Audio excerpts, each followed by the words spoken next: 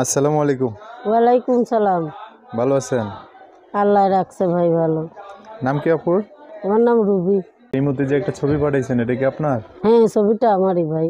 কি দুঃখ কষ্ট কি করলে এখন ভালো হবে আপনার জীবনে? ভাই এখন আমি একটা মনের মতো মানুষ চাই ভাই। মনের মতো মানুষ পাইলে তার সাথে সম্পর্ক করব, সে যদি আমার সুখ দুঃখের ভাগী হয়। আপনার সাথে তো যোগাযোগ করলে একটা মাধ্যম লাগবে, সেটার ব্যবস্থা কি? সেটা আমার মোবাইল নাম্বার আছে, ভিডিও নাম্বার, ইমো নাম্বার আছে, এটা দিয়ে আমার সাথে যোগাযোগ করতে পারবে।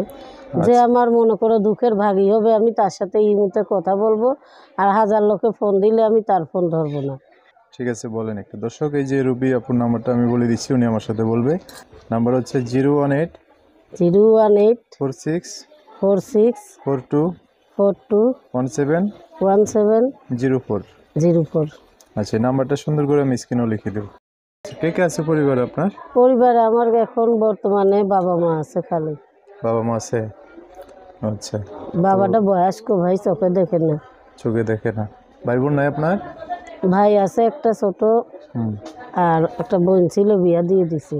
বোনকে এখন বর্তমানে এখন আমরা মনে কর বাবা মা আর আমি আছি। বাবা মা আর আপনি আছেন না? তো আপনার বিয়ে শাদী হয় নাই? বিয়া শাদী হয়েছিল একখানে, পরে হনে মনে করো স্বামী অ্যাক্সিডেন্টে মারা যাওয়ানে একটা বাচ্চা ছিল, বাচ্চাটারে দাদিরা নিয়ে গেছে গা। মানে ওই আপনার শ্বশুর বাড়িতে নিয়ে গেছে, তারপর আর বিয়ে শাদী বসান না, তারপরে আর মানুষের যৌতুক চায় টাকার লেগে। আচ্ছা, মোটা বইলা কেউ পছন্দ করে না। মোটা মানুষ পছন্দ করে? মোটা কি কেউ বানাইতে পারে? মোটা হচ্ছে আল্লাহর দান। তার লেগে তো ভাই, আর গরিব না, মনে করো আমরা তার অত টাকা দিয়ে যৌতুক দিয়ে বিয়ে বসতে পারি না। আচ্ছা আচ্ছা। এখন কোন জায়গা আপনাদের বাড়ি? আমার দেশের বাড়ি রাজশাহীতে। থাকেন কোন জায়গায়? আমি থাকি নবীনগর, পুরগা। মানে এখানে আপনার মা বাবা আপনি থাকেন, তিনজন থাকেন? হ্যাঁ, আমরা 3 জন থাকি। আচ্ছা, এখন মূলত কি করতে চাচ্ছেন এই অবস্থায়? আমি এই অবস্থা করতে চাচ্ছি কি, যদি আমার পাশে কেউ থাকে, আমার সুখে দুঃখে একটু ভাগী হয়, তাহলে আমি তার সাথে কথাবার্তা বলবো এই মুহূর্তে। সে যদি আমার বিয়ে করতে চায়, আমি তার কাছে বিয়ে বসবো। আচ্ছা, মানে হচ্ছে নতুন করে একটা সংসার সাজাতে চান আবার? হ্যাঁ, আমি নতুন করে একটা সংসার সাজাতে চাই।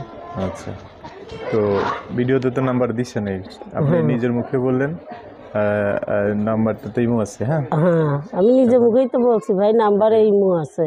আচ্ছা, যাই হোক, এটার জন্য বিশেষ করে প্রবাসে যারা আছে তাদের জন্য একটু সুবিধা হবে, কারণ ডলার খরচ করে আর আপনাকে ফোন দিতে হবে না। আমার সরাসরি ইমোতে কল দেবে।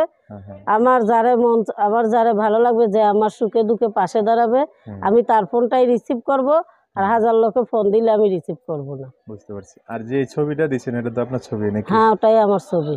আচ্ছা, ছবির সাথে আপনাকে দেখলে তো মিল পাবে না? হ্যাঁ, ছবির সাথে ভিডিও কলে আমারে দেখবে, ছবি মিলাবে, আমার ছবি ওটা। আচ্ছা, ঠিক আছে ঠিক আছে। তো দর্শক ভাইরা যদি আপনার থেকে আরো কথা জানতে চাই, তাদের সাথে ভালো করে কথা বলেন। হ্যাঁ, ঠিক আছে। আর কিছু বলবেন? না, আর কিছু বলবেন? সো দর্শক, আমরা এই যে আজকের অডিও প্রোগ্রামটা এভাবে করলাম। তো আপনারা চাইলে আপুটার সাথে কথা বলে বিস্তারিত সব জেনে শুনে, একটা বয়স্ক মানুষ হোক আর বিবাহিত হোক, ওনার জীবন আসতে পারবেন। উনি বললো যে বয়স্ক বিবাহিত হলো সমস্যা না। তো আল্লাহ হাফিজ, আসসালামু আলাইকুম।